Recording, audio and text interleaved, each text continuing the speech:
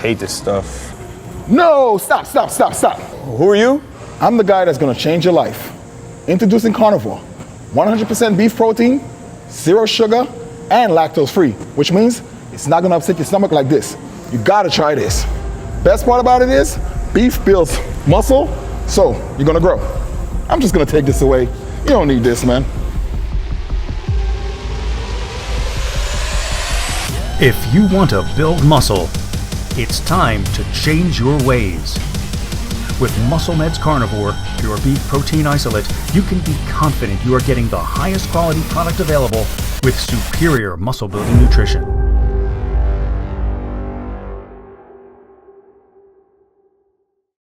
Hey everybody, welcome to another exciting episode of MD's Power Hour with myself, Ron Harris, and all the way from the United Kingdom, Sir Giles Tiger Thomas the fourth. You were third last week. Now there's 4 of you. So, man, welcome, Giles. Thank you. So we got a time difference. It's 8:04. First, I do have to apologize to the viewers because of last week. We did have a strange situation. We recorded our discussion about the Arnold Classic and the lineup on Thursday morning. And about 2 hours later, not even, the prize money went up from 200,000 to 300,000. That happened right after we recorded. Then about 3 hours after that, it was announced Nick Walker was in the show. And then the next day, Andrew Jack throws his hat in. So, and it was yesterday afternoon, Patrick Moore went. So we had to change. People were a little upset. Big Ramy in the Arnold Classic now. He will be competing. Excellent news. Within a space of 8 days, this show went from a pretty shitty lineup, let's be real, to an awesome lineup. And now we have Big Ramy, so that is really exciting news. And be interesting to see if he can pull it back from what he did at the Olympia, and whether he can get back into that pole position. I don't know. Let's see. But let's see what him and Chad can cook up. Anyway, let's get back to episode 4. But this was a very strange situation. Don't think we're ever going to run into that again, Giles. Arnold's trying to terminate us, mate. Well, he was trying to get the Arnold people obviously wanted their show. They knew they were in trouble. That lineup was small. They needed a couple really big names to get the interest, or else people are already talking smack about it, like, crappy lineup. I'm not going to get the pay-per-view. So what do? You bring out Nick Walker, you bring out Andrew Jack, 2 of the biggest names in the sport today, especially among the young fans. And that's it. Now people are excited about the Arnold again all of a sudden. I think Nick planned to do it all along. Yeah. I do. I've got a feeling because I saw a post and it's like I think he's the reason the prize money went up, because I think they knew they needed more big names for the show. And I think he just said to him directly, yeah, bump up the prize money, I'll come. And then when I think he saw the list, I think he just sat tight. I mean, like I said, I'm completely speculating. I could be completely wrong.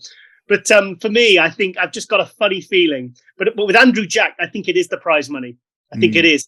And I think with Andrew Jack, it's the fact that he's 38, 39. And the thing is, you think about what he did last year. When you look at him from the Arnold Classic Amateur in March to how he looked at the Olympia, I mean, he made a lot of improvements in a very short space of time. And the thing is, he's out in Dubai. He's there to be a bodybuilder. He's there to get himself out there. He's coming off the back of 3 wins, an 8th place at the Olympia. You know, he is making improvements. So I think it was really smart for him to jump into this. So I think, it'd be interesting. I'm looking forward to seeing him and Samson go at it again as well. Yeah. Well, he gets older every time we talk about him. He can't be aging this quickly.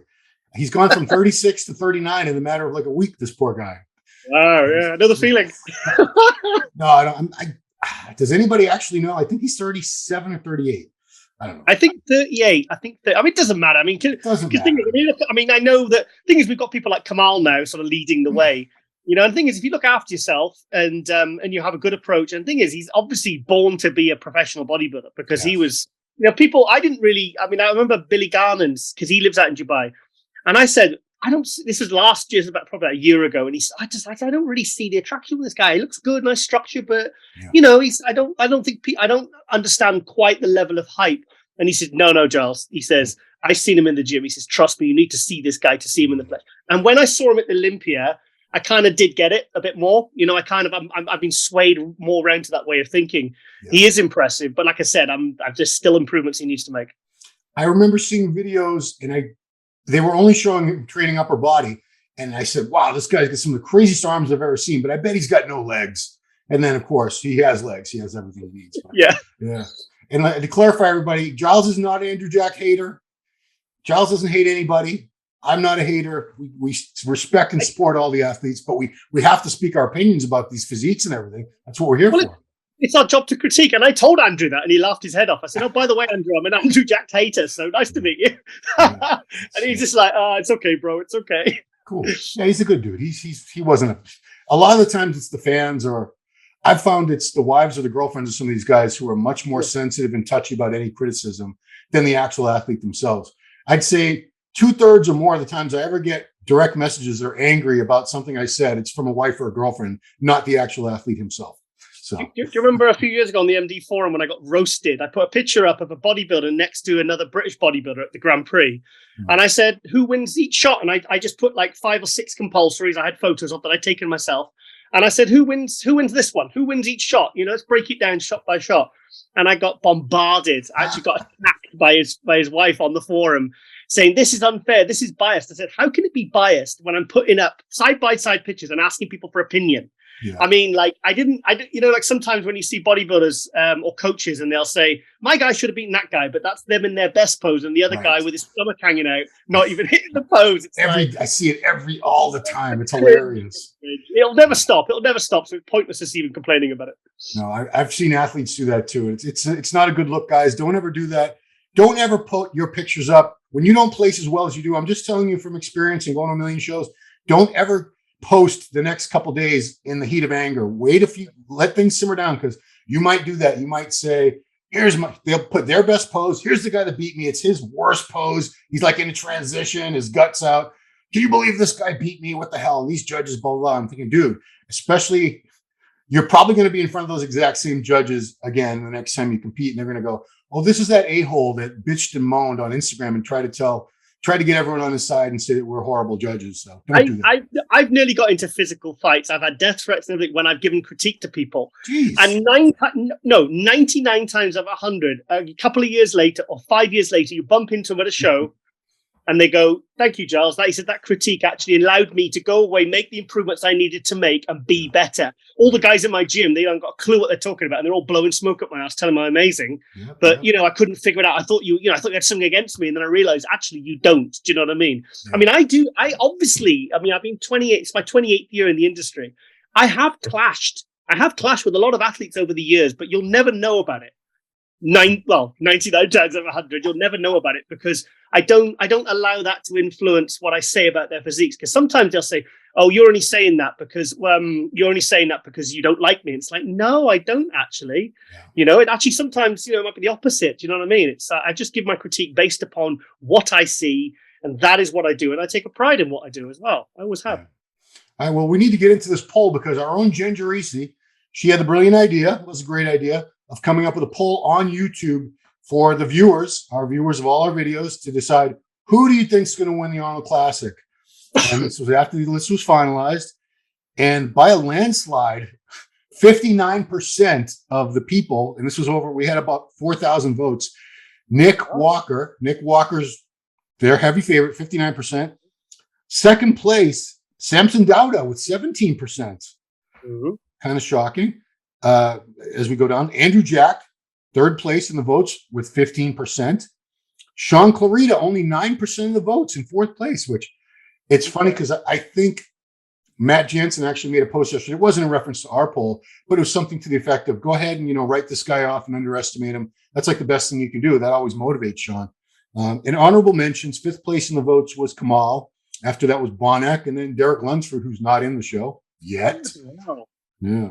And of course, what's that? Yeah, they didn't have Bonac in their top 5. He was sixth in the votes. What are you talking about? Yeah, these are just one bad showing. I mean, if you let's go back to the 2021 Olympia where he took sixth place, because Nick was 5th.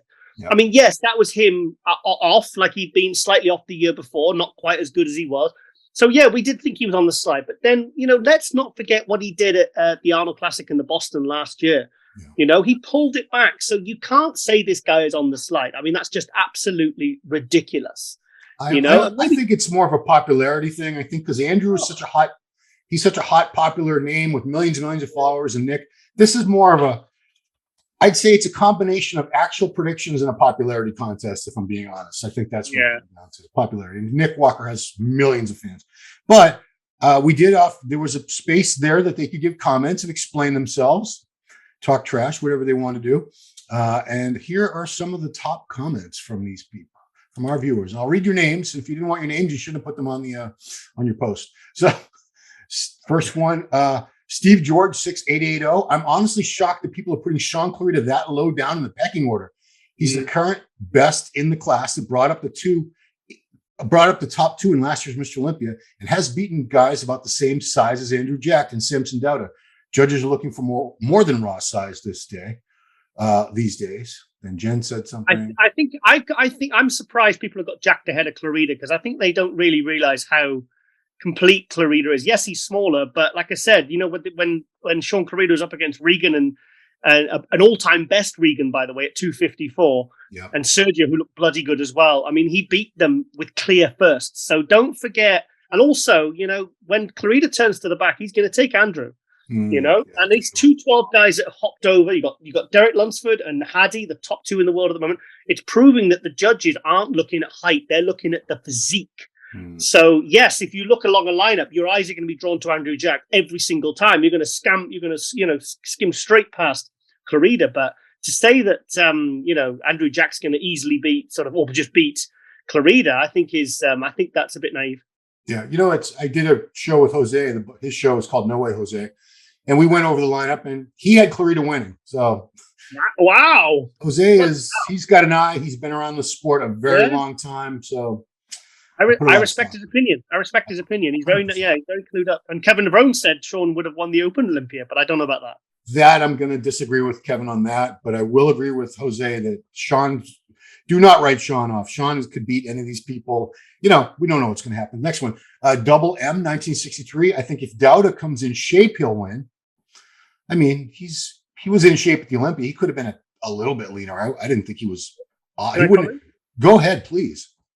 That was not the best conditioned Samson Dauda we've ever seen. Andy took sick. That shows you how good his symmetry, his proportion, and how his size really translates up against the top Olympia guys, because don't forget it was his first Olympia.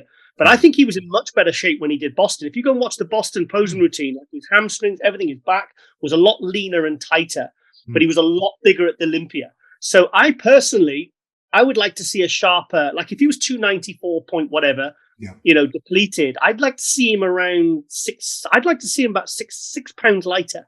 I think like a if he was weighing in depleted, I'd like to see maybe like 288 or mid 280s, because I think we've, like I said, I've watched the video that I took on my phone next to Ramy when he came out numerically. Yeah. And I think he could have been sharper. So that just tells you what a good spot he's in right now. So like I said, I just really, really hope he comes in better condition than he did at the Olympia, because I think he's capable of doing so. If he had come in sharper at the Olympia, do you think he would have been fifth instead of sixth? Yeah. I had him fifth anyway. I did too. Maybe he could have beat Brandon. I don't know. Okay. So Mike Cox, is this our Mike Cox? 6170? I don't know. Says, I'd love to see Clarita win, but I do think he can be top 5 easily. Yeah. And higher if some guys are off. It's a short turnaround for these guys. So I'm feeling a few will not be at their best, but it's the Arnold. Well, I don't think Sean has a problem holding his peak for weeks and weeks. I don't. He's an animal. He's an animal. He's going to be ready. He's never off. And him going into this as the Olympia champion, he's not going to get 5th or 6th. He's coming here for top 3. I mean, he's got too much pride as an athlete, and there's too much riding on it. It's too big a step up for him to just come in and be off. But he will not be off. That's the thing. Like somebody else said, if some of the guys coming off, he can catch any of them. Yeah. Yeah, it's nobody's unbeatable. We've seen all the unbeatable people get beat eventually. So keep that in mind, guys. Next one, the Arnold Classic is for Samson Dauda. Okay, Lucas. Here's a good one. It's a subject of debate. Here's an Andrew hater. He says, Konev 13 the Beast. Just kidding, Konev. How is Andrew in the conversation when he holds more water than everyone else combined? He still won the shows. I don't think he holds that much water. And someone responded, Andrew Jack will easily win it. Your rubbish talk does not matter. All of them hold water too. Wow. I don't think Andrew holds water. I think it's a condition issue where he could be a little leaner in the lower back, the glutes, the hams. I didn't think he was holding water. Did you? Yeah, well, I think when you look at photos, you realize he could be actually. I don't know, in the photos, even in the flesh, he looked good at the Olympia. I think it was the best he's been, but he can still be better. It's like Samson; he can still get harder. But the thing is, it's always that. I suppose it's what Milos has to face when he's working with someone like Samson. Who preps Andrew Jack? George Farah. George Farah, yeah. I suppose it's like, okay, these are big guys. These are physically big. They're over 280, 290. You know, you don't want to. Which is insane how athletes switching coaches is like major news these days. And it is. I understand. People are always interested in who the athletes work with and whether one coach is going to get a better result with the athlete than another. So it's a fair discussion.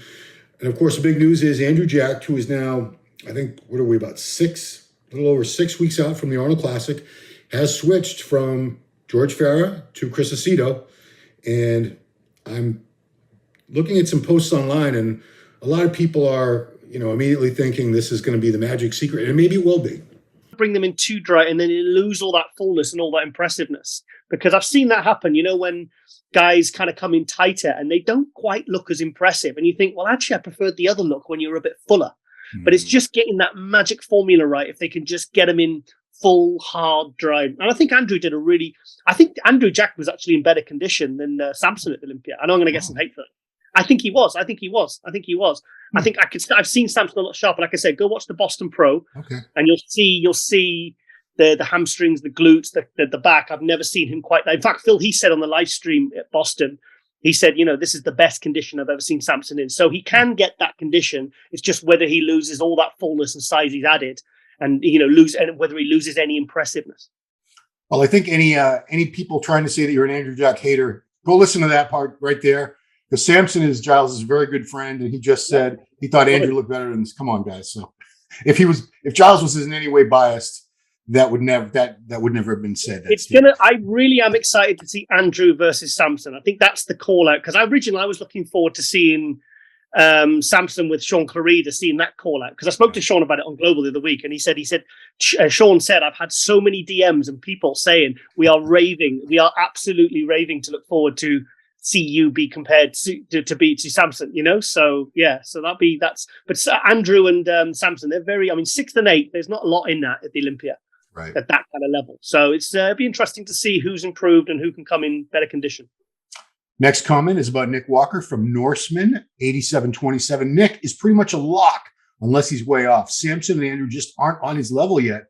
Between those two, I think it will be a good battle for second. It will depend on who's the most conditioned. Andrew needs it from the back. Sean, I have him 4th to 5th because he's giving up 100 pounds to Samson Andrew. His torso is like the size of Samson's quad. Oof. It's probably accurate, but still. Yeah, but he's not missing anything, is he? That front lat spread is really his only weak pose. Every other pose, it's like there is so much going on. If you look top to toe, look at his quads and his... and I was looking at the video, and he turned, and all of a sudden the sweep just came from nowhere on his quads, and I just thought, this guy is absolutely. I told you, these are 3-hour leg sessions. He's just a machine. He's an absolute machine. He's incredible. So he's the kind of one that could really slip past these guys if any of them don't come in absolutely 100%. Yeah, he put up he puts up good before and afters on his Instagram sometimes, Sean. He put up one the other day. It was the same pose when he was it was a side chest at 127 pounds and 178 pounds. And his side chest, if you didn't know his height and weight, you could easily look at him and say, I don't know, 5'9", 270, something like that. Because he's so thick, so dense, so conditioned. He's as thick as Nick Walker, probably thicker. Yeah, it's just, maybe, yeah. If you look at the arms, the shoulders, if you actually look at it pound for pound, sure. He's a similar level of thickness of Nick Walker. So, could someone like Sean Clarida really battle with Nick? Could he be in that final call out? I could see it happening, I could see it like I said, if Samson and Andrew Jack don't come in absolutely bang on, the best condition they've ever been in, Sean could slip past them 100%. Yeah. Next one from Bradley Dodd, 586, would like to see Derek and Sergio do it. Well, I don't think Sergio's doing it. I just saw him at the Olympia. That's a really good point. Why didn't Sergio jump in this one? Because he hasn't competed since the Legion in 2021. I know he's out in Dubai, he's looking huge. Yeah. Why didn't he apply for this invite at the Olympia? Why didn't he do this one? He'd have been a good addition to this lineup as well. 100%. And I think I'm pretty sure from speaking to him, Arnold Classic that's his bucket list. He has to win the Arnold Classic eventually. He has to win it. So, times he's getting up there. He's not an old man. He's not 40 or anything yet, but the clock's ticking. Years go. He's 36, I think 37. Bastard. Yeah, but I mean, time's going by, and you're not going to be a pro bodybuilder forever. So, come on, Sergio. Let me ask something. I thought Regan skipped the Olympia to do the Arnold, Regan Grimes. So why isn't he doing this? I never heard that. I heard he was skipping Olympia just to make more improvements and grow and do all that. I think I assumed that. Yeah, no, Right. I Okay, think my mistake. I believe he wants to be at this year's Olympia, which he'll have to win. He'll have to win a show. He can't get there on points anymore, guys. Well, he always did get in on a win anyway. Sean is coming in it's a long series of names and letters. Sean is coming in second. What an absolute unit. Okay, so I guess they assume Nick is winning. Here's a good one from Chris Mancuso, 2442. Sleeping on the Giant Killer is a huge mistake. Probably one of the most complete bodybuilders today, not to mention one of the most conditioned. Points you just made. Yeah. Do you know what? If he wins this, I think it's going to be like when Sean Roden won the Olympia in 2018. I think it's I actually wrote a topic because we're not going to cover about favorite Olympia moments, which we can do another episode. Oh, yeah. And one of the first things I was thinking about it this morning, and one of the first things that popped into my head was when and also I'm a huge Phil Heath fan, so I was very sad to see Phil because I wanted Phil to win because I was a total fanboy. Yeah. But when Sean Roden won, I put it on my phone. I did like a pan around. I filmed it because I was there with you, and the response was something like I've never seen before. All 8 Olympias I've been to, I get shivers every time I watch that video when everyone just went, "Oh my God!" You could hear me go, "Wow, wow!" Yeah, that's what I think it'll be like if Sean Clarida wins this. But like I said last episode, I fear for the 212 if he does win this, because it kind of makes it a bit obsolete if these guys, top 212 guys, can go and just win open shows. It negates the purpose of it. Yeah, that brings up a good point. I can't remember his full name. Top Shelf. He's Top Shelf Tommy on Instagram. I'm sorry, Tom, I don't remember your last name off the top of my head because I'm scatterbrained. But he made a couple good points on one of my posts about the 212 division needs support. It's a great division, and if he was a little upset that instead of adding more prize money overall to the show and getting some more big, maybe 212 names in there, they simply did it for the Open to get more people in the Open. Yeah. And, the argument could be made, is the 212 in trouble because not enough's being done to really support it and promote it? Or is it just because the top 212 men have been moving on to Open recently? And now we have former 212 men as the Olympia and a former 212 Olympia as the runner-up at the last Olympia. So it does beg the question. The thing is, you have to understand that the Opens are the big draw, whether we like it or not. Whether you give more to the Classic, Chris Bumstead's got 10 more times more followers than Hadi, or what, it doesn't matter. It doesn't matter that. But the thing is, there is a good argument, I suppose. But the thing is, they wouldn't have added that 100K to the Open if they didn't think that it would attract people like Nick Walker. 100%. Andrew Jack, which would then make the show more of a talking point and sell more tickets, because they'll be monitoring the ticket sales. They'll be monitoring a lot of things, and gauging interest. They check all the analytics, and they know for a fact that, like I said, I think Nick already decided to do it, but he said, "Look, okay, bump up the prize money and let's talk." And I think he just cruised with his conditioning because he looks in really good condition. He doesn't look like he's got a lot of work to do in 7 weeks. He's just been cruising in. I think he's just gonna, he's. But yeah, that $100,000 you could have thrown that at the 212 and the figure and the women's physique. Do you know what I mean? Also, if you look at because I was filming Buff with Lauren the other day, and the bikini is only $10,000 first prize, and Really? the men's open 300,000. It's 50,000 at the Olympia for the bikini Olympia, and I felt really bad because they've got less classes now, so less classes for the women, less classes for the men. But they've just kind of pumped more money towards the Open, which I can imagine. I can imagine some of these other divisions are feeling a bit pissed off about that. Actually, I didn't realize bikini was only 10,000. I've never been a huge proponent of the division. I respect the hell out of them, but I don't go to shows to watch bikini. But you just made it. I realized there could be another conversation today on the phone where Derek Lunsford calls up the Arnold people and says, 500,000, I'll do it. 500,000. Yeah. So I like I said, I still think Brandon and Derek will be doing it. I think I saw a post from Brandon. He said he had 3 weeks off. But thing is, Brandon got prepped for the Arnold last year, 8 weeks from scratch. Because I spoke to Coach Abdullah at Heathrow Airport. I said that last episode. Yeah. But he's a hyper responder. Patrick Johnson told me, he said when Brandon touches a weight, he said it's amazing. Every day he just expands. So I think Brandon could still, if he woke up tomorrow morning and went, Brandy, darling, I'm doing the Arnold. Let's go 7 weeks. He could still do it and bring a pretty good package that might be good enough to win. So, and I do think I've got Derek Lunsford. There's a big question because I would love to see him do it. Yeah. But like I said, he's in a difficult position whether he goes to just shut it down now until the Olympia. I don't think he's a jump-in sort of guy. I think he's someone who likes to, him and Hani, I think they're someone who like to plan I think they've already maybe planned the year ahead. Yeah. But, 100K, that'd be his mortgage paid off, wouldn't it? Yeah. I mean, he was just posting, he was right now, as we speak, he's in Texas with Hani training with him. So I'm sure they're doing all that stuff, putting their game plans together. But he looks... They're talking. I'm telling you, Derek... pretty lean. He does not look like he put on any fat since the Olympia from these videos I'm looking at. The thing is now he's buzzing now because he's realized now that going to Open was a really good decision. So he's on a high. He's been, he won't have taken much time over Christmas. He would have been, oh my God, this was the right decision. I came in at 230. I lived up to the hype. I've got, 250K in the bank.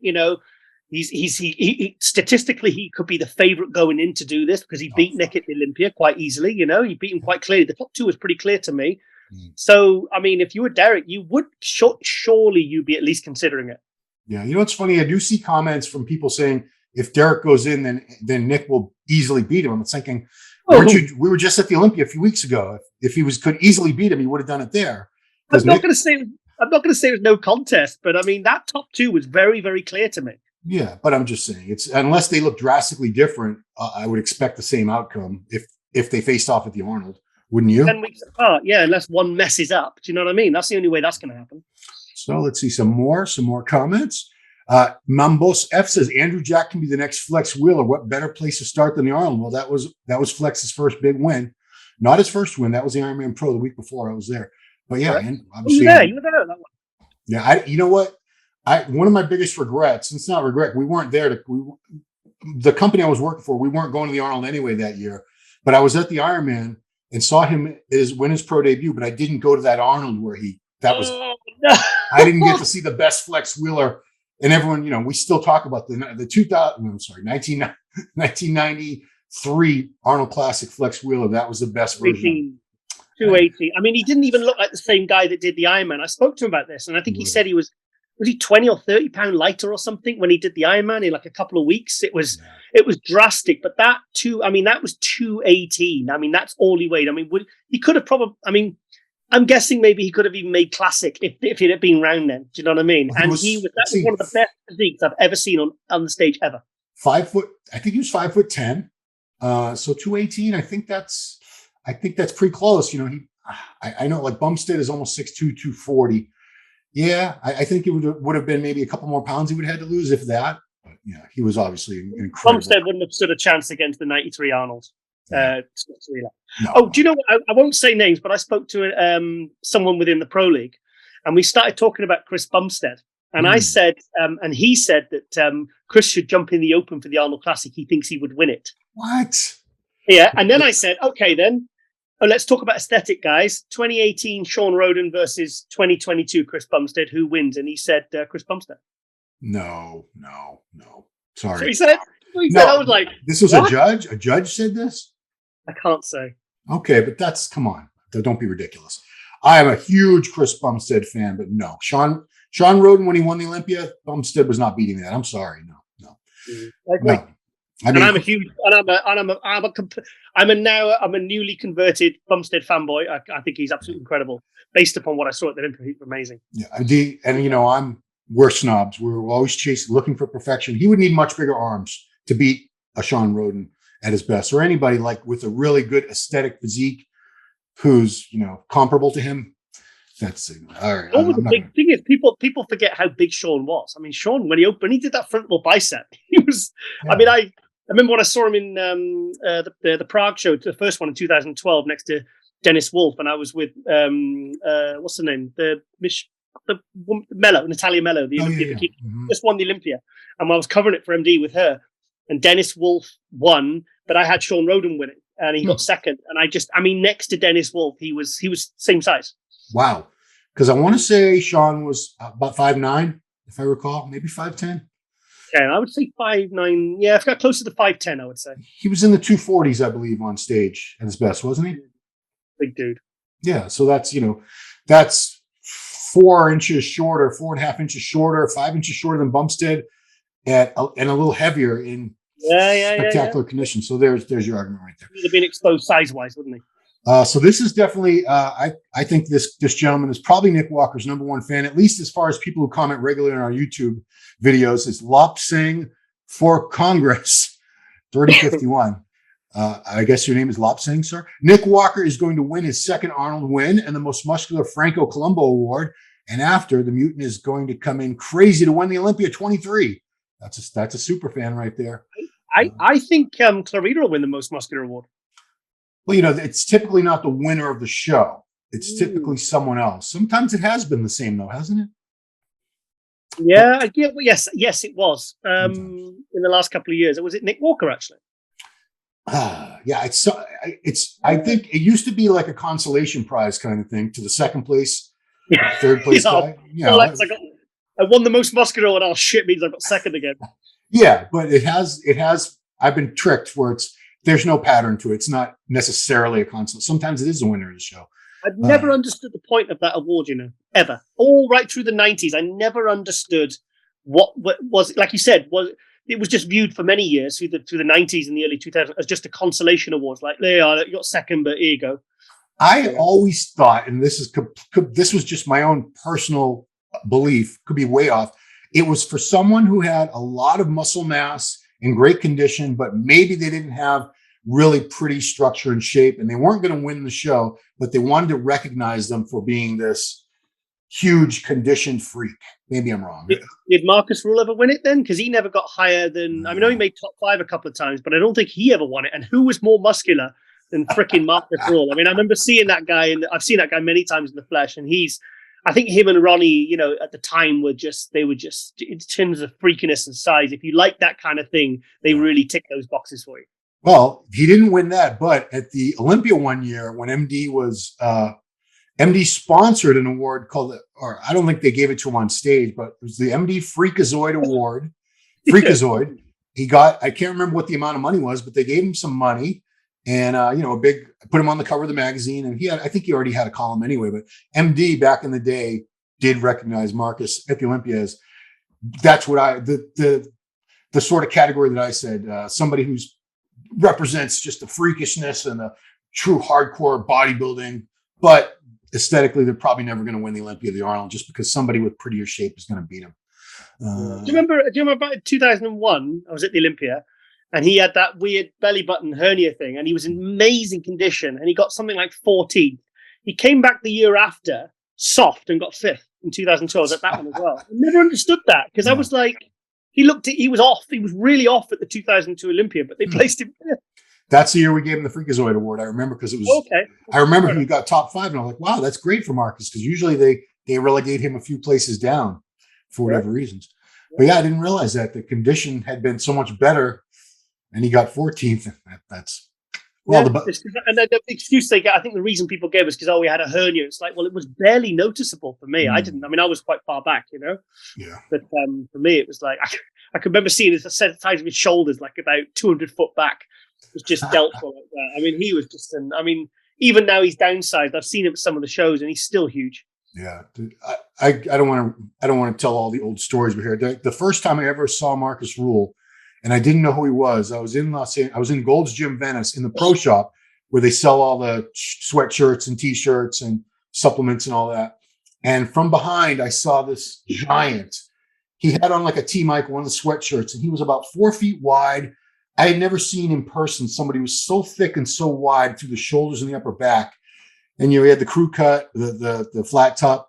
And I walked around and I'm looking at him and I'm like, geez, who is this guy? And I had to come over. His English was pretty limited back then, but he told me who he was. And I think this was like 90, I don't know, like 97 or something. It was right before he started really getting known.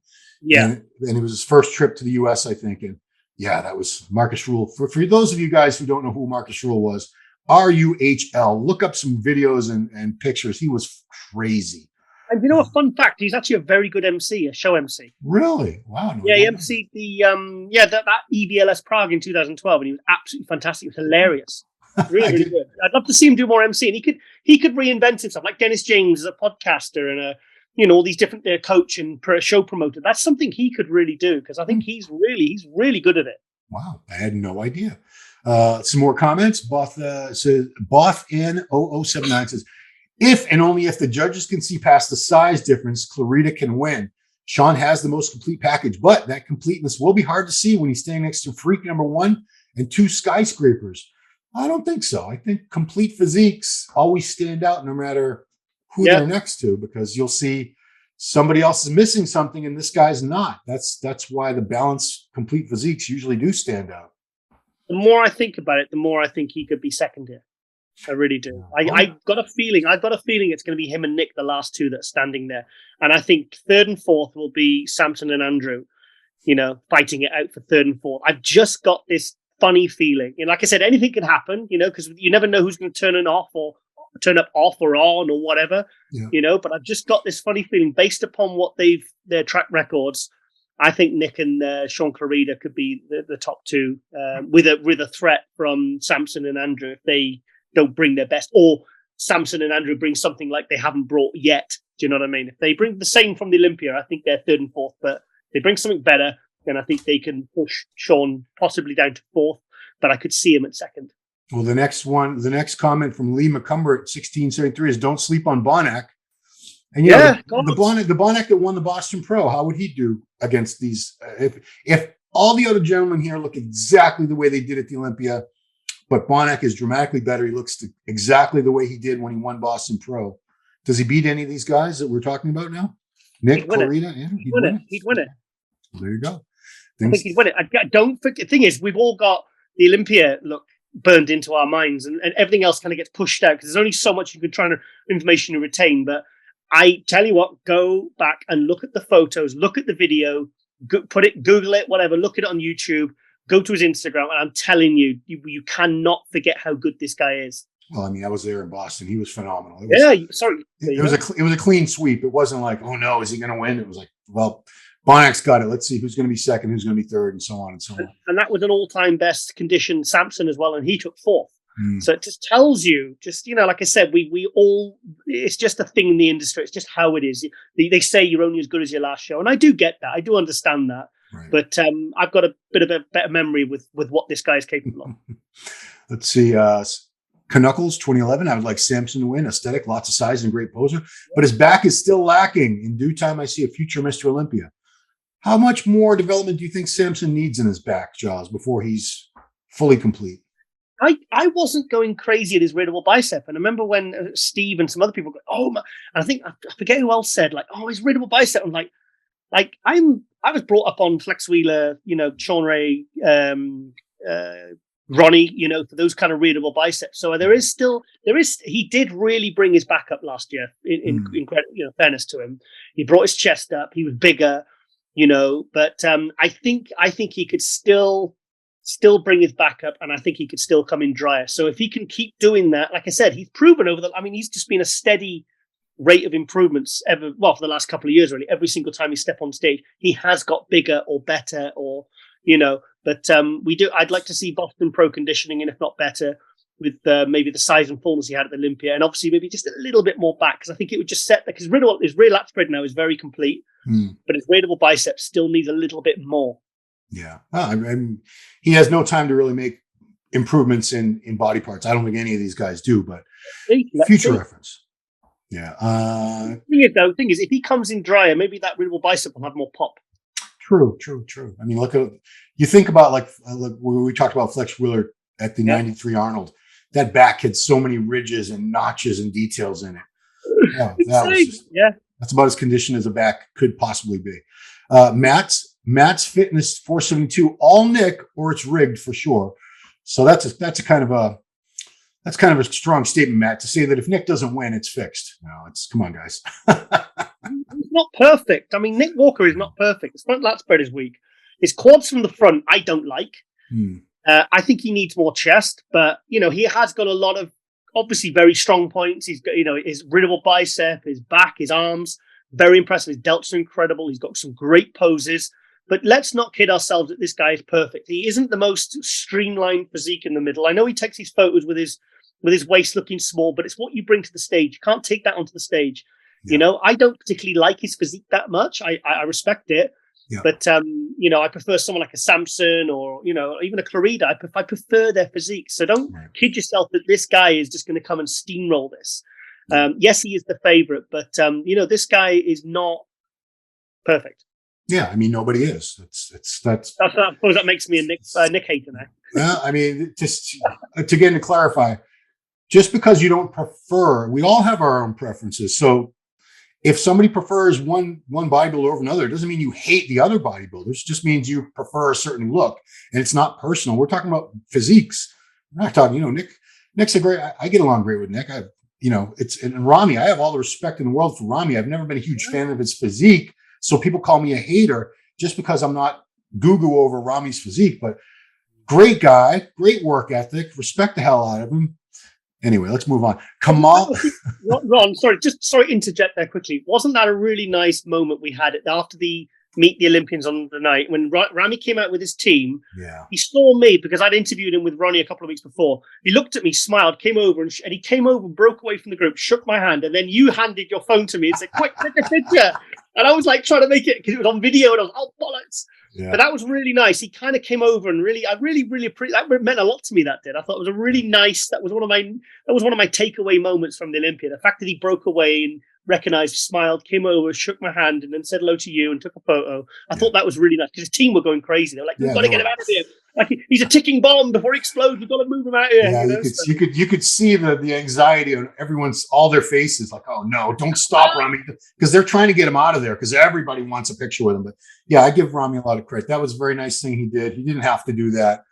That just shows you his character. Big teddy bear. SMG 1938. Kamal has a better chance than Andrew Jack.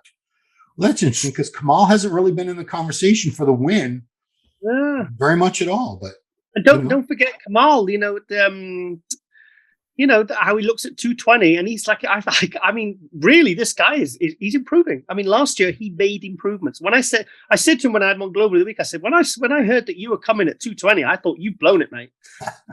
And then what I saw at Tampa, and obviously at Texas, he looked good there as well, better at Tampa.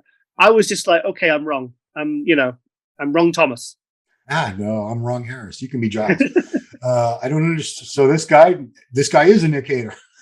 Physique wise, same old G4524 says, "I don't understand the Nick hype. Dude is a toad." So a toad would be very unaesthetic. They would have a big blocky midsection, which that's not a fair assessment. He's not a toad, but I get it. Someone mentioned Patrick Moore, who just jumped in. No one's talking about Patrick. Have you seen Patrick's legs? And Patrick, if you're watching this, I'm not trying to say your legs suck. I'm just curious as to how they look because I know he tore his Achilles tendon last summer. That is a major injury. That's a tendon the size of your thumb. That attaches your calf to your heel. I'd retire. I don't think I could come back after that. I don't know. I don't know. Everyone's different, but Achilles is a nasty one. If it's reattached, just with any tear, if it's done well, if it's anchored in properly, it's fine. Like there was an in-law of mine he tore his years ago, and he was out of commission for a long time. They paid him to stay out of work for 6 months, basically. But he was fine after that. So I'm curious to see, Patrick, we haven't seen him in a while, but he was top 10 at the Olympia. Let's not forget. He was one of the stars of that Olympia, the 2019 Olympia. That posing routine, like no one expected him to come into the top 10 or look like that. And he looked fantastic, but he's kind of slipped ever since, isn't he? And I think people are kind of just writing him off. So maybe the recovery went well on his Achilles, and he's been training hard, and he's going to look good. And maybe just wants to jump in there. But I think one person I feel a bit bad for is Akeem Williams.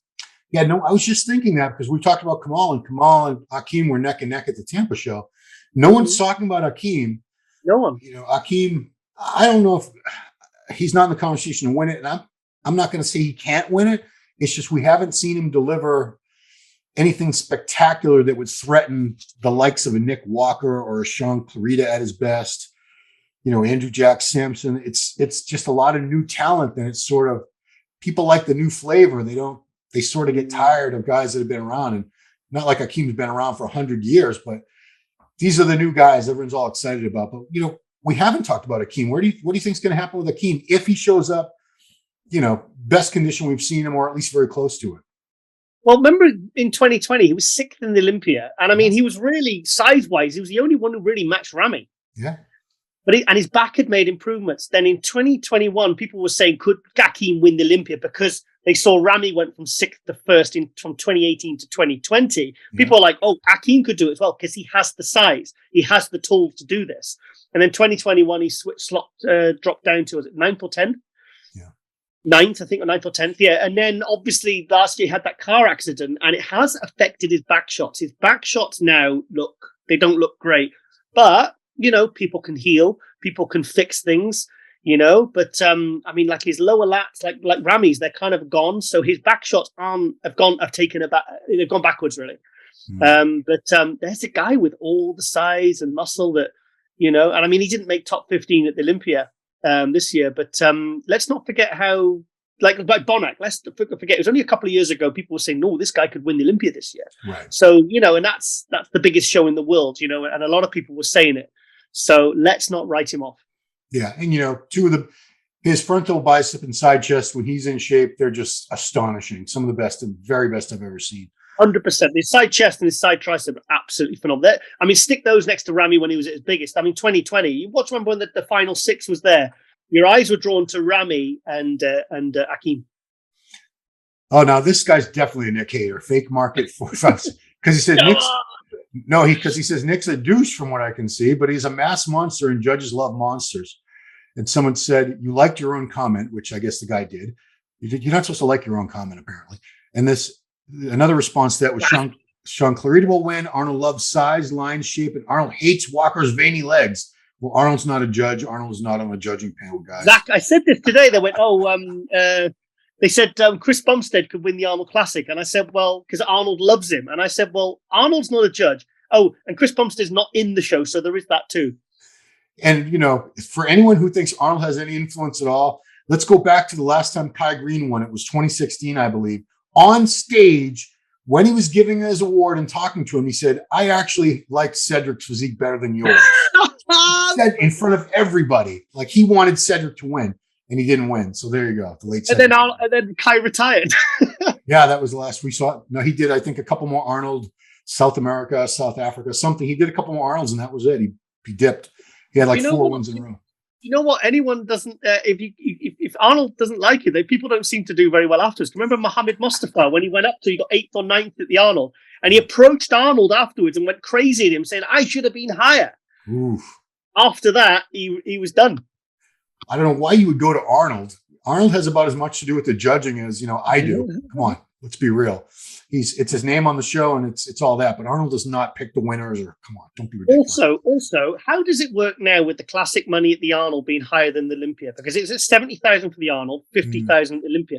I thought the idea was that's why Arnold used to give away the Humvee and the Escalade at the Arnold because he wanted to bump up the prize money. Right. And Joe Weider said, no, you can't have higher prize money than us, do you know what I mean, than the Olympia. It doesn't work that way because that makes it that kind of confuses people, do you know what I mean? Yeah. But how does that work now with the classic? I mean, there's such disparities with all these, like 10,000 for Keeney and 50 at the Olympia and all that. Like the prize money's all over the place at the moment. I mean, why is that? I don't think there's any rhyme or reason to it. I think the prize money reflects what they can, I don't want to say get away with, but they pay only as much as they need to get the top talent. And I thought they secured everybody for Classic except basically Bumstead and Ruffin. And that would have been if they could have gotten Bumstead to do this, wow, that would have been phenomenal. And he just made a post. He said, if the Arnold had been 2 weeks after the Olympia, I would have done it. Wow. But the timing, he wasn't going to wait another 8 weeks after. He was going to wait 10 weeks, I should say. It's 10 weeks between the Olympia and this. So he's not even training at the moment, is he? Because he's letting that, because he did have a bicep. It was his right bicep. And it's was it left bicep? Yes, left bicep. Yeah. So I'm just trying to think the photos. How you look at his left. he needs So to he rest. he looked that good. And he must have been in quite a bit of pain, and having to train around that must have been really tricky and really stressful. I mean, the fact that even cortisol and everything didn't hit him and he didn't hold water really shows you how mentally strong that guy is. Absolutely. And there's I won't say who he is, but on Facebook, there's a guy that one of my Facebook friends, he's made several posts with the picture of Bumstead in the frontal bicep circling the injured arm. And then next to it, he has a picture of Breon Ansley, same frontal bicep. And of course, Breon's biceps are like freaking grapefruits. Breon has phenomenal biceps. Yeah. Saying this is a bullshit. This guy, how could this guy win or something? But that's one body part, guys. It's not a body. Well, I had a back and forth with a Ramondino fan, which, he was saying, Ramondino's more complete. I said, mate, I was there. Bumstead walked it. It was, Ramondino and Urs were absolutely incredible, but it was first place and everybody else, But it's funny. They talk, they'll comment that Bumstead's arms aren't big enough. In some pose, like the frontal bicep, obviously they could be bigger. It would be a more complete physique even than it already is if he had bigger, nice big peak biceps and everything. But I didn't notice. No, because he's so phenomenal overall. It's hard you don't really pick him apart. But Ramon, I feel like his arms are actually a little too big until the torso catches up. Yeah, you're so drawn. As soon as he hits any shots, you're looking at his arms. And if you're going to do the Breon comparison, let's have a look at Breon's right leg, because he's got a bit of a bow leg, which looks like he's torn it or something, which looks downsized. Compare that to the bump. Let's look down slightly and compare the legs, because Bumstead's legs completely blow away Breon's. I'm sorry. Yeah. So you can always say, oh, he's got better biceps. Look, everyone has a good body part. Everyone has a shit body part. So but that's not how it's judged. It's basically who's the best overall. It doesn't matter whether one of the, it's that age old sort of, it's pluses and minuses, isn't it? So our final comment, another anti-Nick one, but the gentleman's name is Dickhead Central 6974. I'm not making this up. That's his screen name on YouTube. Look, we all need to be honest. I'm a big Nick fan, but the truth is his physique is just ugly, too blocky and unappealing. How can in the same breath do you say you're a big Nick fan and then say his physique is ugly, blocky, and unappealing? A fan wouldn't say something like that. Andrew Jack and Samson look incredible, but I guess Nick is a monster, and monsters ain't pretty. Yeah, but I suppose. I mean, I like I said, I don't like his physique. I don't like it, but I mean, he's impressive. He's impressive, but for me, the proportions and stuff, it's not the sort of physique I would look at and go, oh, that's, But I understand why he wins, and I understand why he places well. And also, I will say for Nick Walker, I mean, I really like the fact he actually put a really good posing routine together at Olympia, because that New York Pro one, when he won New York Pro, that was just him hitting the compulsories and walking off. And I was like, what the hell is this? But when he turned up at the Olympia, that was a really good routine. I really respect him for that. That's a topic we need to get into on this sooner or later. Posing round.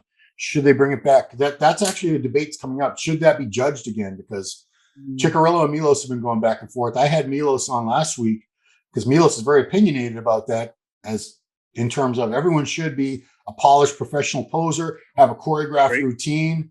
And the reason that they don't bother anymore is because it's not judged. There's no incentive. So they come out there and half-ass it, just walk from one end of the stage to the other, crab, side chest, put the hand up like this, do the hands up. There's like no routines anymore for 90% of these people. Preaching to the choir here, mate. But also, I also agree with Bob, who says, how can you compare someone with a rubbish posing routine that comes out first with someone who has a good posing routine at the last? How do you? I'm kind of in the middle on this one, but I will have to think about it so we can properly talk about it. Yeah, let's do that, because it is. I'm actually torn. I agreed with a lot of points he made, but I don't know if bringing it back into the judging system is the solution or not. We'll talk about it. That's a good one for a very, very soon upcoming. So this is coming out next Monday. We'll post this. So hopefully the Arnold lineup has not changed. If so, congratulations on your win, Derek Lunsford. And yeah, I assume he's the last piece of the puzzle. If anyone else is going to jump in, I assume Derek will probably be the last one. That's my guess. I still would love to see Brandon do it, because I know he can do wonders in 7-8 weeks. Like I said, he's starting from scratch. in 8 weeks. Do you know what I mean? And won it last year. So in 7 weeks, is that, if he's if only a couple of weeks off training, and he's, like I said, he just needed to sharpen up for the Olympia to move, to really, push that top 3, So I want you guys to go back on this channel. This is some strange timeline jumping back and forth here, but MD Global Muscle, that's actually going to air in 15 minutes as we speak on Wednesday, the 18th of January. Go back. It was an awesome show, I'm sure. I haven't seen it yet, but Urs Kalaczynski, the Miracle Bear, Neil Curry talks all about moving to open from classic. And you had Brian Bullman, a legendary judge, promoter. He was the head of backstage security at Olympia. He's a promoter. He lives in California, but he still promotes shows in Ireland, and he's expanding into Austria. He's like, this guy has been, his whole family, his dad, his uncle was 24 times Irish champion, competed against DeMay and Gaspari and all these guys, Labrada. And he's got some really interesting stories, because originally it was supposed to be a 10-minute slot in Hot News to talk about his show, how they're doing classic. They're doing classic Not 212 at the show that I was at last year. Yes. And he's, so when we ended up talking for 45 minutes and it just went, when somebody just let it run, because you're getting into such good topics. I said to Lauren, just let it run. We'll just keep going. And I made him an actual proper guest. It was really good. But and Neil Curry just looks colossal at the moment. He said he wants to compete at 250. And at the Olympia, to make classic, he had to be 215. But hear his story of what he had to go through to get to classic. I mean, seriously, I actually worried for this guy at how drastic and what things he had to do to get onto the stage. So it's a really interesting episode. And Urs was incredible. I hope we did 30 minutes. It's the best one we've ever done. So Curry, imagine this, guys, 35-pound difference in 10 weeks. And imagine if the condition is exactly the same. I don't think it could be. It's not. How can it be better? He was freaking. No, because he was flat. He was so flat at the Olympia, mate. If you want, listen to the story, because he goes through in such good detail. But like in Hot News, I pulled up some pictures of him at 245 a few weeks ago, compared to how he looked 215, and then you realize that this guy was not meant for classic. Well, that's MD Global Muscle, guys. Go check it out. It's probably a couple of videos back from this one. In the scheme of things, this is how we have to do it in this modern world of the Matrix. So Giles is getting antsy because Global Muscle is coming up, the premiere, and he goes on the live chat. He hangs out with you guys and goes back and forth. Who does that? I'm too lazy to do it. For most of my videos, I'm like at the gym when they're on. I'm like, you drop in, you drop in all of it. Say hi, and then you bugger off again. I gotta do another set of leg presses or something. More leg selfies. Man, so that's it, guys. Huh? It's snowing here, mate. It's snowing here. Yeah, we got some snow. It's not too bad. We didn't get Buffalo, New York. My heart goes out to the Buffalo, New York area. The people in that part of the state, they got, I think it was 8 feet of snow at the very before it was even officially winter, and then they got like another 6 feet of snow a couple weeks ago. 6 feet, 8 feet. Yes. How'd you get that? I don't know. I don't know. We have 3 inches of snow, and I can't even get off my bloody lane to get to the gym. We've had storms here. The biggest storms we've had here in my area, Massachusetts, 3 feet. Maybe we set the record in my hometown. We had a big storm last winter, and in all of the Northeast United States, my town got the heaviest. We got the most snowfall, and it was like 30. I think we got 38 inches or something in 24 hours. So that's a little over 3 feet, but 6 feet, 6 feet of snow, 8 feet of snow. Yeah. Well, the problem is, where do you put it? That's the real issue.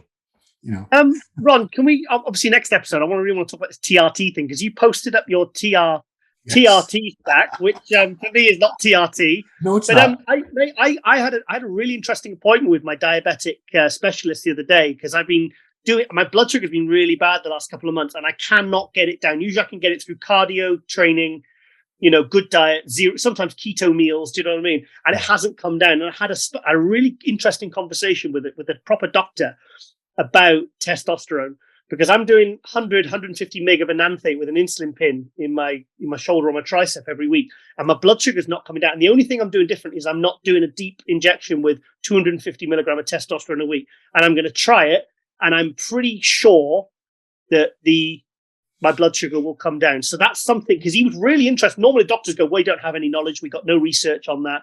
We don't know anything about that. We're just, just take your medication and go away sort of thing. Just don't eat sugar or, and I don't, Yeah. So that was really interesting, for sort of guys over 40, because low test is linked to diabetes and stuff like that. And that's something that I think if I can get that data, that's going to be really useful for us old guys. Okay.